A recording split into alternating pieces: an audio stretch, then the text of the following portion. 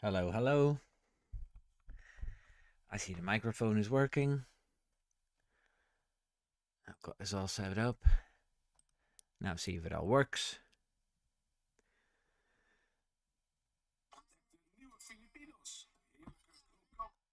Yep, that works. So I can take that picture down. Here we are.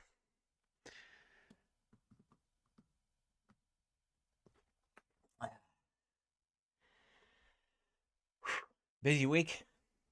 It's uh it's Mother's Day in England. Um Tomorrow a week from now. And yeah, my me and my wife's regular business is a flower wholesale where we make bunches uh, for wholesalers and flower shops, and yeah, it's just crazy busy. They order like 10, 12 times as much as they do in a normal week. So, but yeah, because I didn't have time to make a proper video, just a couple of podcasts, and I didn't do a live stream last week. I just thought, I'm gonna do a nice live stream for an hour. There's plenty to talk about for the Chinese Grand Prix. And yeah, I have beef. I have beef with Lewis Hamilton for the way he behaved. And then, yeah, we have to talk about how he did drive a very good sprint race and quali. So, we're also going to do some predictions. The chat's very quiet. Can everybody say hi in the chat? That's very important. I don't see Samantha yet. I know she's ready downstairs.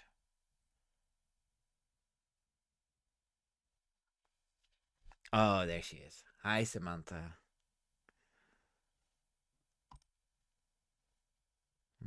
Mm-mm-mm.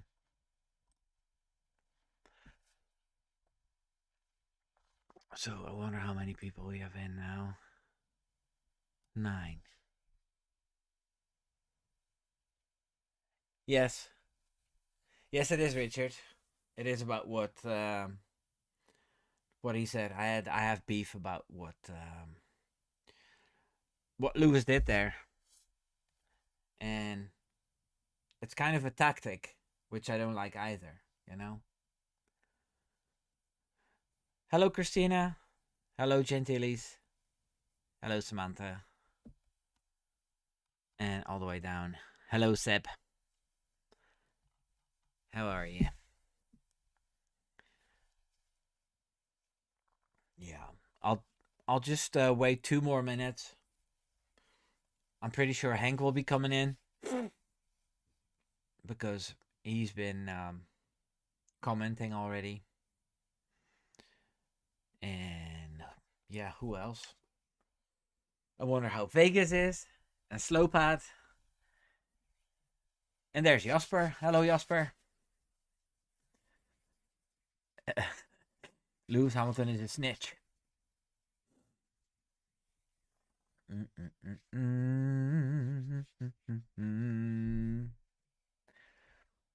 I'll wait 2 more minutes before I start my rant.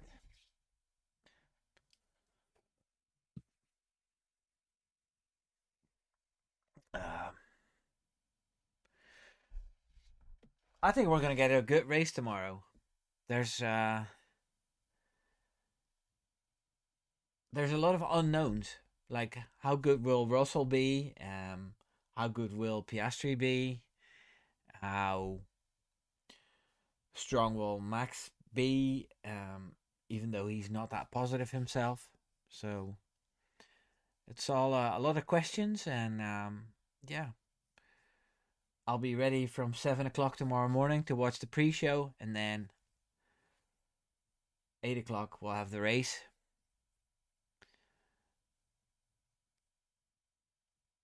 Okay, guys, let's start at the start. Um, Last week we had a race in Australia, the season opener. And as we all know, Lewis Hamilton is at Ferrari at a new team. And Ferrari is known for um, pretty wild and weird strategy calls. So everybody is expecting stuff to go wrong with Ferrari between Lewis Hamilton and Ferrari. This is not a surprise. And then to see in the first race that the engineer, his name is Adami, is telling Lewis that he can overtake if he presses K1. And Lewis says, I know, you don't have to remind me. And then, probably a few laps later, he had an opportunity to overtake, and he didn't press the K1 button. So Adami said, I'd like to point out that you can use the K1 button. And Lewis said, thank you, but you don't have to keep reminding me. I know what to do. Leave me to it. But then many opportunities and many laps went on, and still he refused to press the K1 button, and the conversation just got weirder and weirder. Now, and then to top it all off, Lewis. Hey, Hank. Welcome. And then to top it all off, Ferrari let Leclerc and Hamilton out in the rain on hard tires. And by the time they pitted, all the advantage they built up was gone. And yeah, they finished P9 and P10. So, hello, Joshua. Welcome. I don't think I've seen you in here before, Joshua Lamp. Can you let us know where you're from? My wife will write it down. Yeah, so Lewis Hamilton fell victim to the famous Ferrari strategy blunders, and he wasn't happy. And then people thought the whole conversation about the K1 button was odd. And my friend Lollipop Man used it a lot in his comedy video, and everybody was talking about it. I made a few jokes about it. I placed a GIF on Twitter of pressing turbo boost, and said this is what would have happened if Hamilton pressed the K1 button. And Joshua is from America. Good day, sir. Oh no, that's more Australian. Oh, never mind. So Martin Brundle said that it looked weird. It was odd, the whole radio conversation, and Lewis Hamilton and his engineer needed to do a lot of getting used to each other. I don't think they said anything too negative. It was just, yeah, people thought it was odd, and they talked about it, and especially because Lewis Hamilton is getting so much attention, it was a topic, you know. And then the press conferences this week started, and out of nowhere, Lewis Hamilton answered a question about this radio conversations, saying that, I was polite to my engineer, and this is completely normal. And I don't know why people make such a fuss out of it. There's a lot of people yapping about the radio conversations I have with my engineer. And nobody said anything when Max was abusive to his engineer. That poor bloke has been getting abused for years. Now, the first thing I don't like is, why bring another driver in? it's completely childish to say, like, imagine this. A teacher says, Johnny, why didn't you do your homework? And he goes, yeah, well, I didn't do my homework, but Peter also didn't do his homework. So, like, it's snitching, and it's totally uncalled for to pull up another driver uh, and put him in the shit as well. Because the whole conversation of Lewis Hamilton and his engineer went to Max Verstappen and his engineer, and Max Verstappen fans like me saying that it was ridiculous to pull that in. And that's pretty much why he did it. It was a complete 100% deflection tactic to uh, take the attention away from him and put it on someone else. And I think it's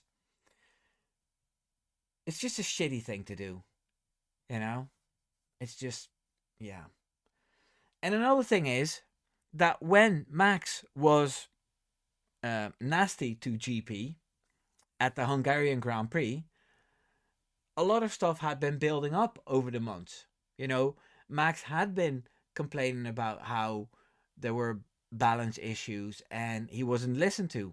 And Checo said there were balance issues and he wasn't listened to. And that all culminated together in Hungary when the car wouldn't turn. He had made an attempt to overtake Lewis Hamilton and he went off track because he couldn't keep it on the track because the car wasn't steering in. So the frustration built and built and built. And then they pitted him later than anyone else. So he had to overtake Lewis Hamilton and Charles Leclerc again. And that's why he was so pissed off and frustrated. And he just came steaming out of the pits with his new tires. And normally you need to bring in these tires, calmly so they heat up gradually. And he just went full whack. And GP said, good job of bringing those tires in gently, Max. Which was completely sarcastic, like proper English sarcastic. And Max was like, don't give me that fucking shit right now. You gave me this shitty strategy, and I'll try and fucking deal with it. Anyway, that was a little bit abusive, but GP was being sarcastic, and that triggered Max even more. So, even during the commentary of Sky Sports, it was mentioned about 8 or 9 times that Max had stayed up to do a sim race, and that's why he was grumpy, according to Crofty. And time and again and again and again, Crofty was talking about it and moaning about how Max was grumpy because he was tired. And in the weeks following, it was mentioned over and over again how Max and GP were arguing over the radio and that it was not fun to listen to. And then we saw a bit of footage of GP and Max talking against a trailer, and GP was doing all the talking and with his hands and everything. And those two are tight, there's no problems between them, even though they argue. But for Lewis Hamilton to say that that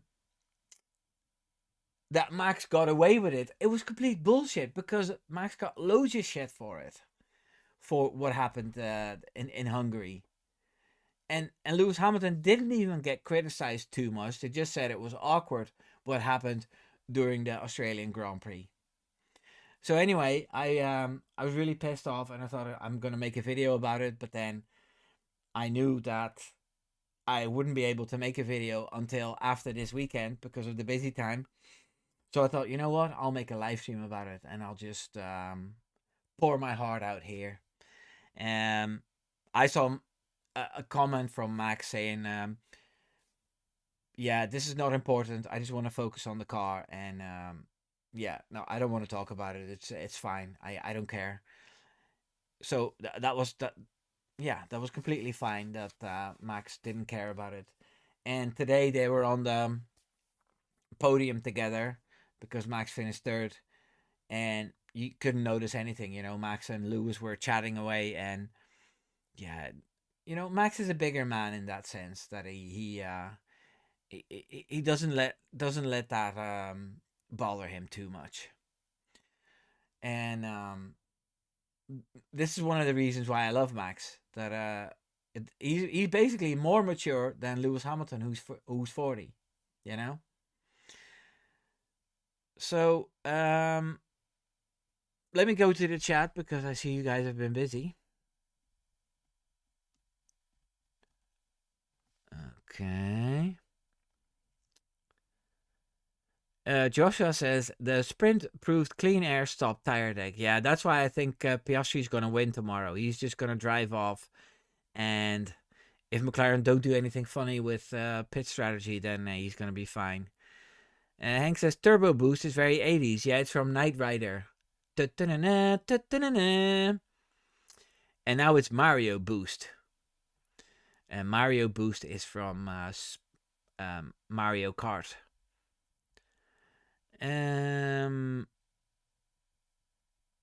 Exactly, Joshua. It's bullshit that Max didn't get shit for the way he talks to GP sometimes. They've been talking about it for years.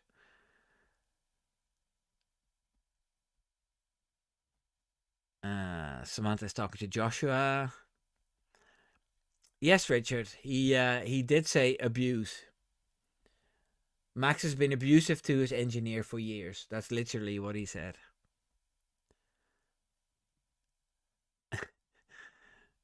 Joshua's from Ohio. That's a bad word in kids' language.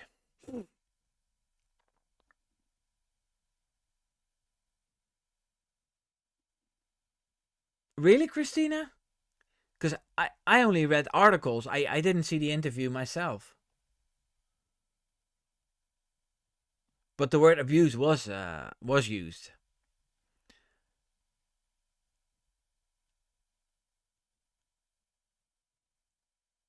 Okay.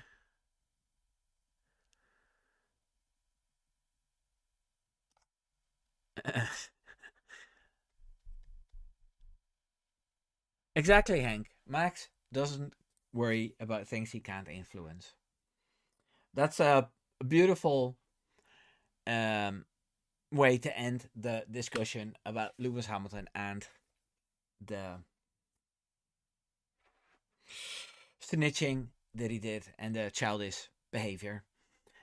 He wasn't childish in the race though. He had a brilliant start, and Max got like within half a second at one point, and then I think the initial graining that Lewis had, he got over that point, and then he started pulling away, and then Max had to look backwards where Oscar Piastri was going through the same phase, and Piastri overtook him as well. And then what I thought was funny about the Sky commentary is that they're always so full of praise when Max doesn't fight back.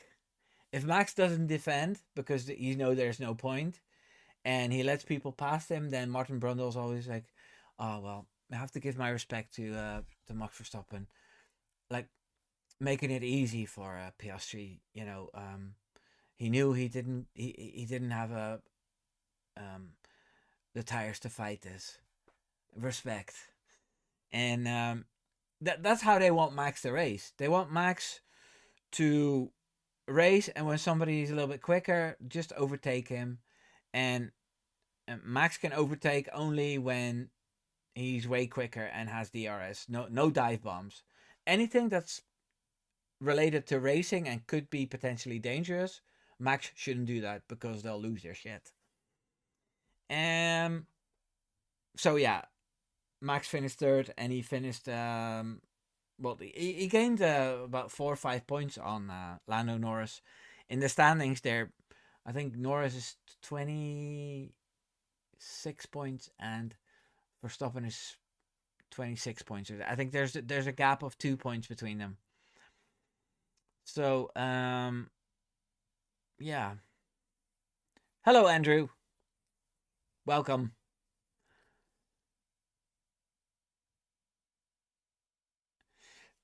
Shami in front didn't get his tires ruined being in front. No, and he's in P6 now or P5, and then Leclerc in P6. So I think Leclerc and Hamilton are gonna fight like mad. That's my prediction for tomorrow. Um, yeah.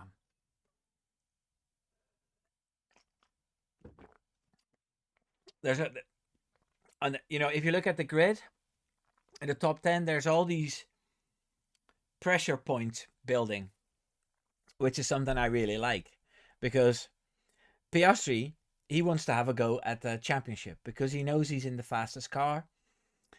There's nothing he won't do to get that win, right?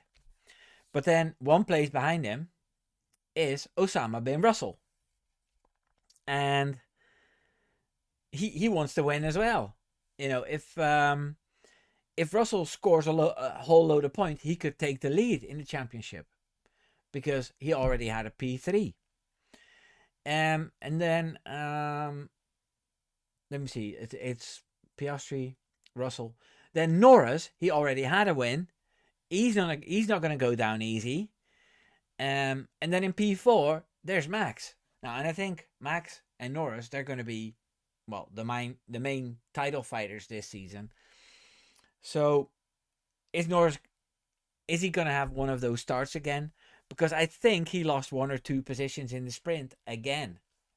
This thing from last year where he kept losing positions, that's still there, apparently. So let's see how that goes tomorrow.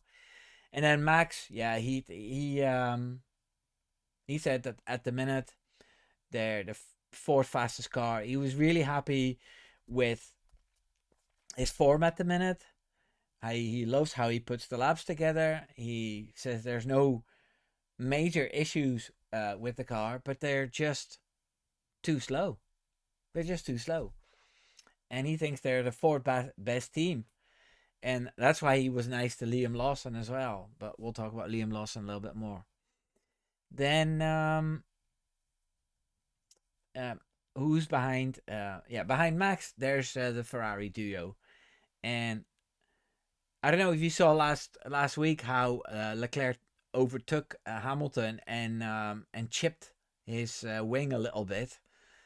Those two are going to be so feisty this season. There's no doubt about it. Especially now Hamilton, something that nobody predicted, is beating Leclerc in qualifying. Nobody expected that. Hello, Champ 92. Well, I'll talk about Lawson later, but I don't think Lawson was terrible. And what he meant was that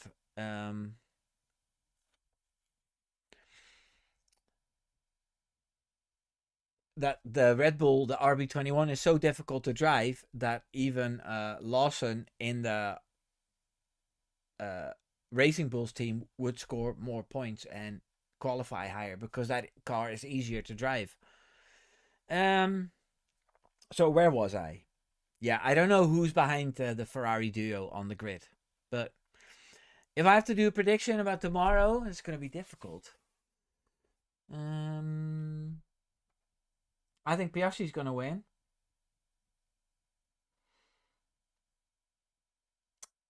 I think something might happen between Russell and Norris. So Russell's going to be P2, and Max is going to be P3. That'd be amazing. So, Champ 92, where are you from? Because you're a new one. Let me see if I can get a few messages out here. Christina says, yeah, there was quite an uproar on threads about it, but no one could provide the video where Lewis said this. Okay.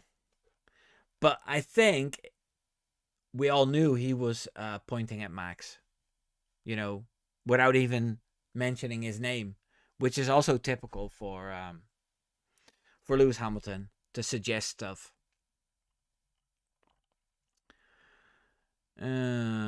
Yes. Andrew says Russell and Oscar will fight tires, will get destroyed, Max will cruise by. That would be awesome.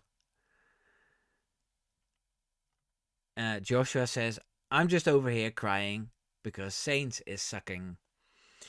Yeah, well, you know, Saints was driving a Ferrari for a long time, and now he has to drive a Mercedes engine again and a Williams. And James Vowles already said that it was going to be a hard year for the whole team. So, yeah, I don't want to write him off on the second race. Just like I don't want to write off Liam Lawson in the second race. Yes. Samantha says Carlos will prove himself again. Saints have really lost some valuable ground. Okay. Joshua says put Yuki in the main car so we don't have to wander anymore. Well, this is the thing. For some reason, a lot of drivers are still jumping to get into that seat next to Max, which I don't understand because they all get ruined. But they probably all have so much confidence and they're so sure of themselves that they think, yeah, but that's not going to happen to me because I'm special. Liam Lawson had so much to say before the season started. Like, yeah, I'm not here to make friends and I'm here to win. And yeah, he lost a bit of that flair already, and it's only the second race. But now everybody's shouting, put Yuki in that car, put Yuki in that car, because he's doing well in V-car. Well, today he got out-qualified by Hajar in his second race on a track that he didn't know. So, that's quite special. And it took Yuki 5 years to get where he is now, It's not like Max had one season and a couple of races in the sister team and then jumped into Red Bull and won his first race. It's Yuki had a long journey to get where he is now, but maybe that's the ticket, him being experienced and whatever. But I kind of want to see Yuki in that seat, and then see him fail as well, and then everybody will have to point at Red Bull for something else, because no matter what Red Bull does, they're always the bad guy. When Daniel Ricciardo left, Red Bull was the bad guy because they were focusing on Max too much. Yeah. And then they put Gasly in, and Gasly started terribly, and after 6 races he got replaced. And they said, yeah, they shouldn't have thrown Gasly in so early. But at the same time, they knew Gasly needed to be replaced. And then Albon was put in, and he did okay the rest of 2019. And then in 2020, he started dropping off. And then people started shouting that Albon needed to be replaced. And then they replaced him with Perez, and that was fine for a bit. Until Perez started having these dips, these sort of low points. And then for a couple of years, they were like, yeah, Max doesn't have a teammate, and Max gets it easy because he doesn't have a teammate that fights him. So the pressure was built on that as well. And then Perez started having these really awful seasons. And then, yeah, by the end of 2024, Red Bull made a decision, and everybody was pretty happy about it. And then they put Liam Lawson in. Now, I have to say that a lot of people wanted them to put Yuki in, and they didn't. And that's probably why they're so adamant that he needs to get in now. And it's probably what's going to happen as well. That like 2-3 more races like this with no points for Liam Lawson, and it's untenable to keep him in there. But I think it's going to start all over again because the car is just not that easy to drive. Yeah. How's the chat going? Gentili says, however, I think the field being so close together will also make it look worse. Looking at the time difference between Max versus Lawson and Max versus Checo, it seems quite similar. That's true. I think Lawson was a little bit under 8 tenths slower than Max, and 1.1 second of the pole position. And yeah, from P1 to P20, 1.1 second. That's ridiculous. And in the time when Lewis Hamilton was winning his championships, it was 3.2 seconds, the gap between the fastest driver in quali and the slowest driver in quali. So, yeah, those guys are in the worst position to start at the top team.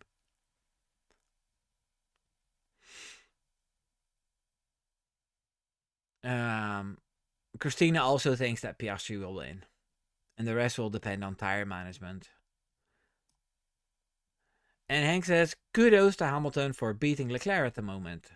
I guess the car has a stable rear now. And Champ says, I am from Switzerland. Okay, Samantha, write that down. Switzerland.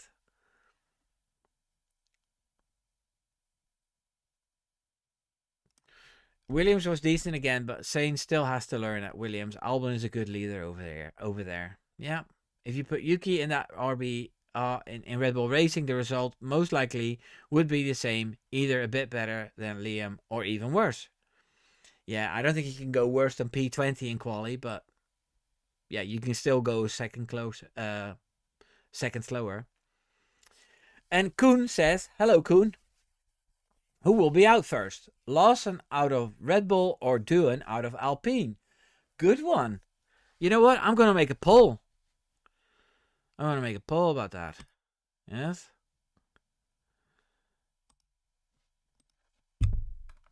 Who will be out of a seat first? Lawson, Doohan, and for the discussion, other. Just shout. Here we go. We'll come back to that later.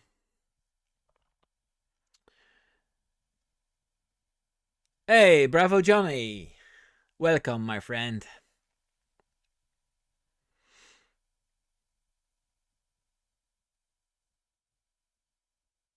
Yep. The thing is, I'm being negative about Yuki, but I actually really, really like him. And I really like Lawson as well, you know?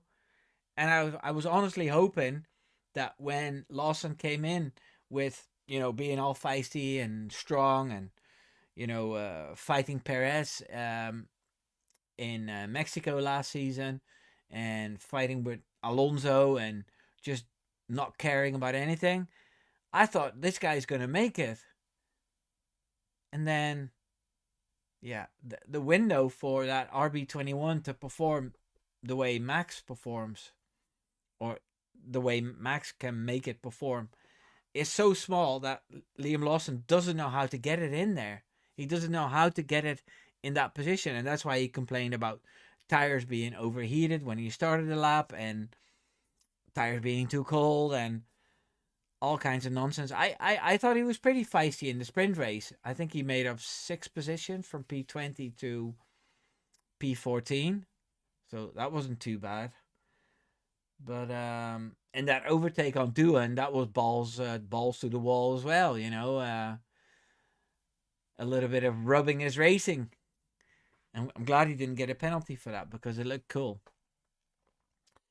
So yeah, it's hard to say what's gonna happen with Liam Lawson. Like, there are people saying that Red Bull won't replace Lawson with Yuki Tsunoda because it will show that they were wrong. But then a lot of people are angry with Red Bull because Yuki Tsunoda had an option to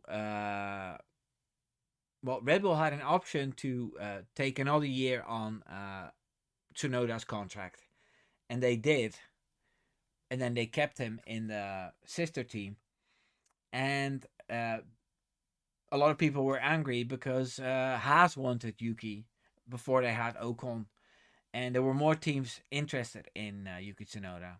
So yeah. Hey, DCO 101. Welcome to the chat. I think I can put this poster up again. Oh no, not this one. This one. No, not this one. Yes, this one. See? Because if the chat gets too busy and I can't read everything, then yeah. Just letting you know that if you really want a question answered, then you can do it through a super thanks, and I'll be super happy. Hank says Hajar is on par with Tsunoda right now. I don't see it yet. No, and Hajar got there really quickly. This is only his second race, and he's never raced in China before. Hey, there's Pramod. Hello, sir. All the way from India.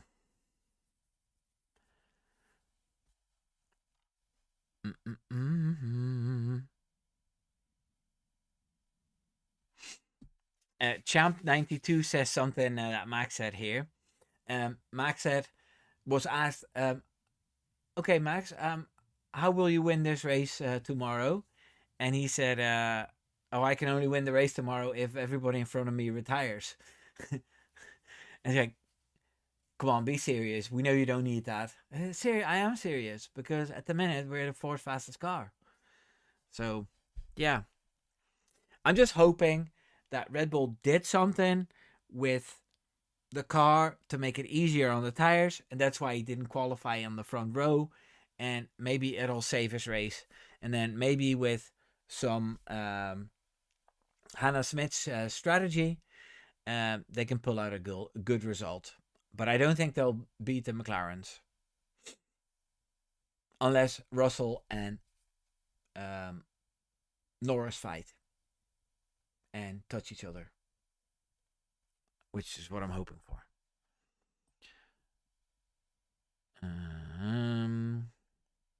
DCO says Hajar 4 times quicker than Yuki in Q3. Yeah, Red Bull Racing will promote Hajar before Yuki, yet it will be the same old cycle repeating off 2 early promotions. I really hope they don't do this, because these drivers that get demoted, yeah, it always takes years before them to claw back. Like Albon, he's running the Williams team now, and Gasly is running the Alpine team. So it wasn't all bad for them, but it took a while for them to get back to their normal level.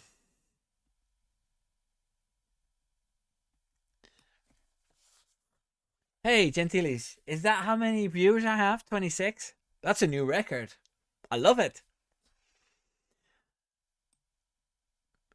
Oh, by the way, guys, did you all see the podcasts that I made in the past week? I made one called The Battle, which was with Law VS, the Ladder Man, and The Grid Gap. But I premiered that last week on Saturday, so some of you have seen it. And this week I got the opportunity to do a podcast with FP1 Will. He wanted to promote his new podcast. And yeah, we recorded an hour-long podcast, more like my creators podcast, the one, it's episode 20. So yeah, I don't know if you guys like podcasts, but if you can sit down and watch it, then I'd really appreciate it, because I need the watch time. It's just my channel is not a podcast channel, so the audience I have is not used to it, and that's why these really long videos, they don't get the love they deserve, even though, yeah, I put a lot of effort in them. Some people that I podcast with, I've been talking to for 2 years before they could finally do it. So yes, this is me boosting my podcast. All right, let me see how the poll went. I think I ended it here. Okay, 50% of you think Doohan will lose a seat, and I think that's going to happen after Miami. And 35% think Lawson's going to be kicked out. Okay, and 14% says other, but I haven't heard anybody shout. Okay, let me see.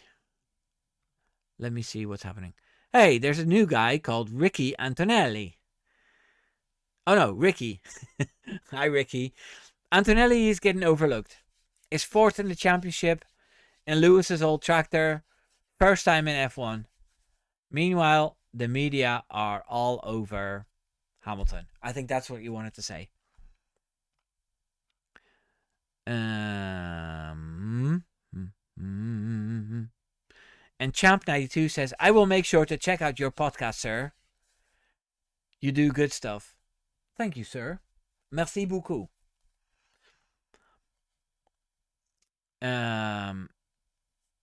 DCO says, Russell is impressive in qualifying, no doubt. That's true. Mr. Saturday. The strategy will be crucial tomorrow, says Champ92. Yeah, it always is, but definitely tomorrow. And last year, McLaren lost quite a few races to Max due to qualifying errors. Leaving your drivers out too long in the wet, and then in Silverstone, they were the only team with 2 sets of medium left, and then they decided to put Norris on softs because Lewis Hamilton was wearing softs. So yeah, it was. It's going to be a big test tomorrow for McLaren. And what if Norris makes it up? What if Norris overtakes Verstappen and he has more pace than Piastri, and then they're going to fight for P1, and then maybe they'll come over the radio and say, Lando, we think it's best if we stay in this position, and then Norris will go, yeah, but why? Because I'm faster than him, and blah, blah, blah. Okay, you can try to overtake, but keep it clean, and then yeah, all kinds of stuff is gonna happen. God, I'm excited for the race tomorrow. Yes. Let me see. Hank says everything is possible. It all depends on tire wear. Very true. And the cars have been changed as well with this new mini DRS and wings not being able to flex more. So I think there's still a lot of unknowns for the teams as well. And then there's the new tarmac. The Chinese circuit has new tarmac all over the place. Last year they had new tarmac on different spots, and that didn't work out so well. So now it's all over the place. Hello, Slopat. All the way from Montreal, Canada. I'm glad you made it. I still have about 20 minutes left, so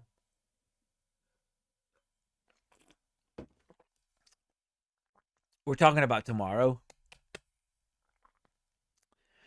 And there's also a new name called GXX. George is the guy. Let's praise him. Okay.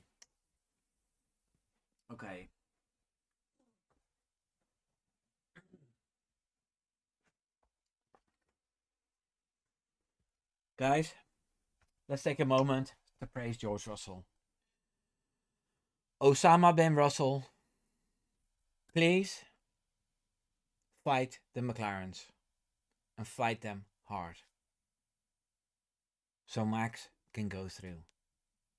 Yes? Okay.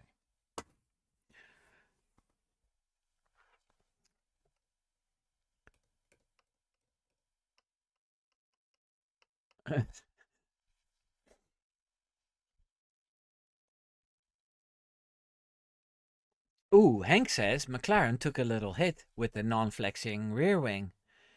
Still the team to beat though. Okay. Yep, papaya rules.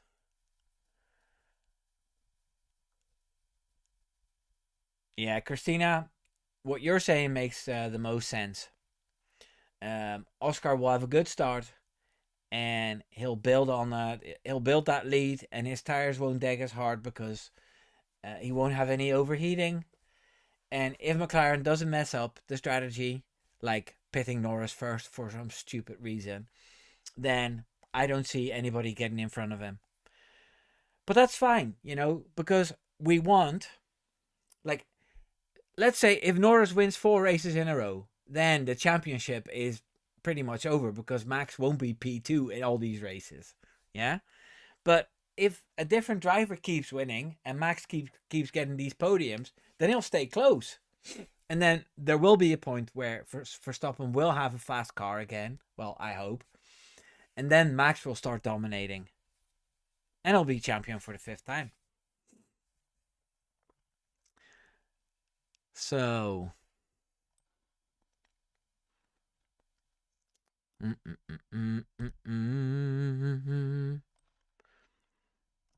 So what's another topic for tomorrow?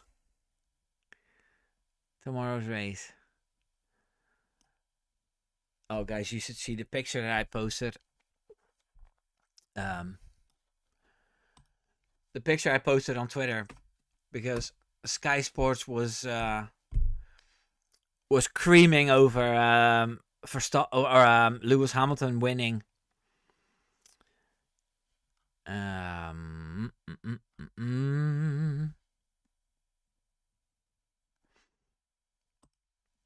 me see if I can find this for you. You guys talk amongst yourselves, yes?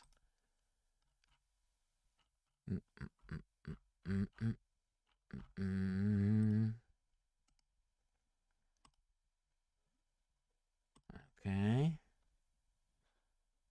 Got that done. Just keep talking. Have a nice discussion. Hey, there's another new name. Ironbeard97. Hello, Ironbeard97. Where are you from? Okay.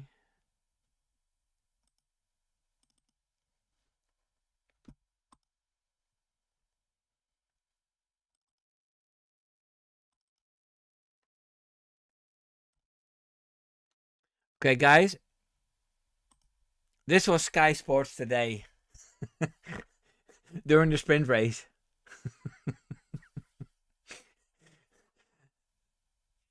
They just couldn't get over themselves. Oh, Lewis Hamilton.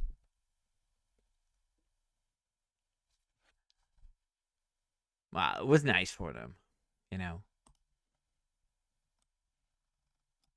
So, I'm going to leave that up.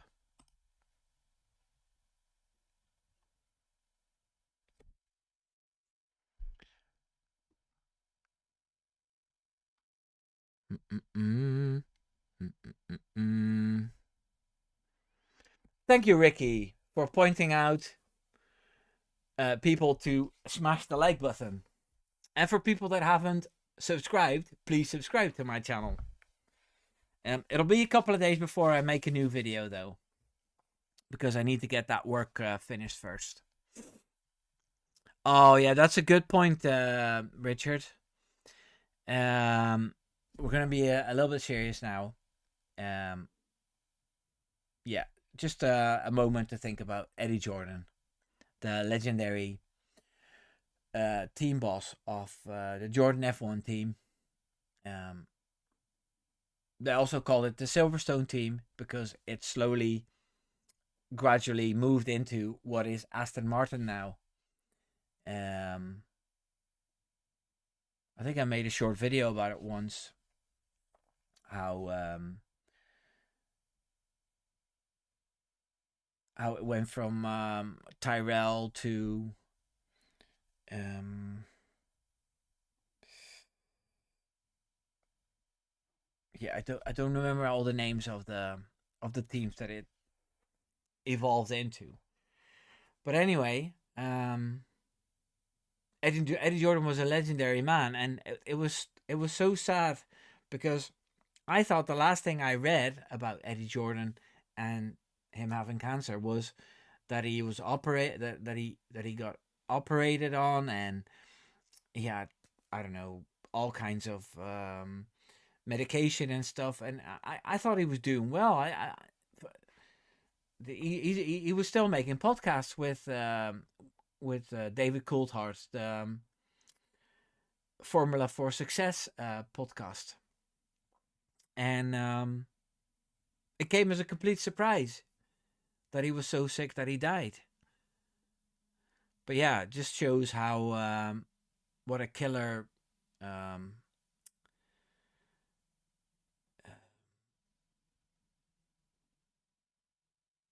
that type of cancer is. In your balls, in your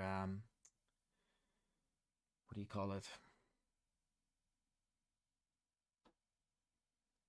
Yeah, in your nether regions.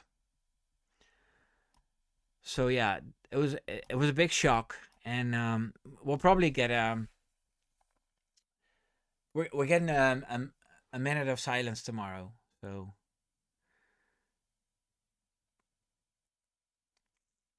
yeah, that boxer died as well, George Foreman. Testicular, yes, testicular cancer, and the prostate. I don't know what's happening with me. I'm just tired. I can't think of certain words, but it was prostate cancer. Yes.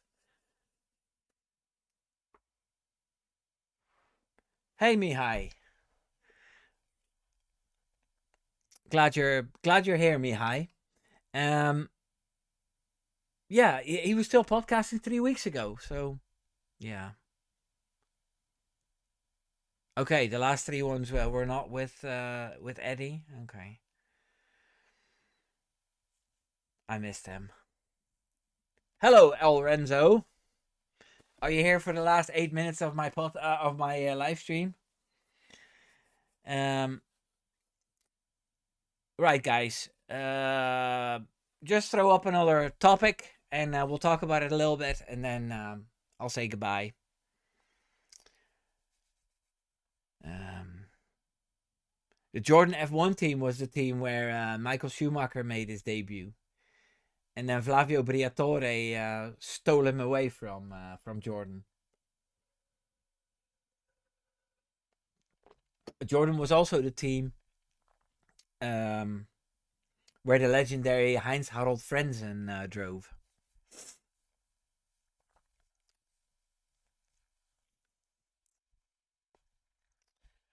So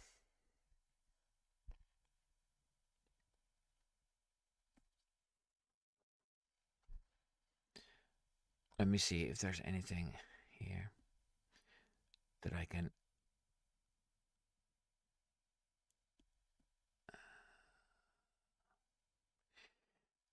We could talk about Haas a little bit. Um, they were doing in testing what they did last year, doing a lot of long runs and getting a lot of data in. And then the first couple of races last season, they were really good. But that hasn't happened this season yet. They're pretty much the slowest team because for some reason Bortoleto and Hulkenberg are doing pretty well. So yeah, it's interesting to see what's going to happen with Haas tomorrow. Um, because for some reason they can't keep up.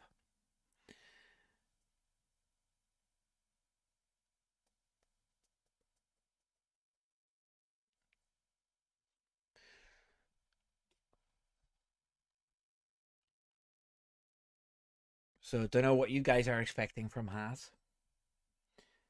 And yeah, who else? Who else can we pick out? The Haas team, I genuinely believe it has a lot to do with the Toyota project for 2026, which is just around the corner. Well, now that you mentioned 2026, have you guys heard that there's a possibility that the 2026 regulations are going to be postponed and then they're going to go straight into V10 engines? This is an idea of our friend Ben Mohammed Suleim. And yeah, a lot of people do like it. They asked Max if he would consider staying in F1 longer if they had V10 engines, and he said, yeah, possibly. So, yeah, let's make that happen. Because I was wondering, like, electric cars are not that popular anymore. You know, they're big and heavy, and electricity is not that cheap anymore. So I don't see the need for big car manufacturers to move in that direction too much, unless they go into the direction of hydrogen engines or something. Um, so to go back to biofuel and have V10 engines, the ones that make the noise, lighter cars and smaller cars and lighter cars, that would definitely improve the racing. You know, I want to see cars that are small enough so they can overtake in Monaco. That's what we want. And yeah. Now, Champ 92, he says something that I've been thinking as well. This could maybe be only a trap MBS wants to stay on top. So he's done a lot of unpopular stuff, and now he's doing popular stuff to get re-elected again. So yeah, but yeah, let's see what happens.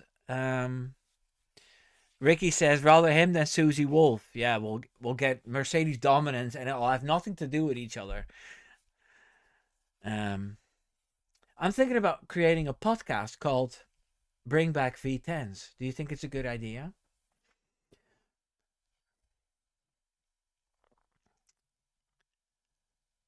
Um, mm, mm, mm, mm.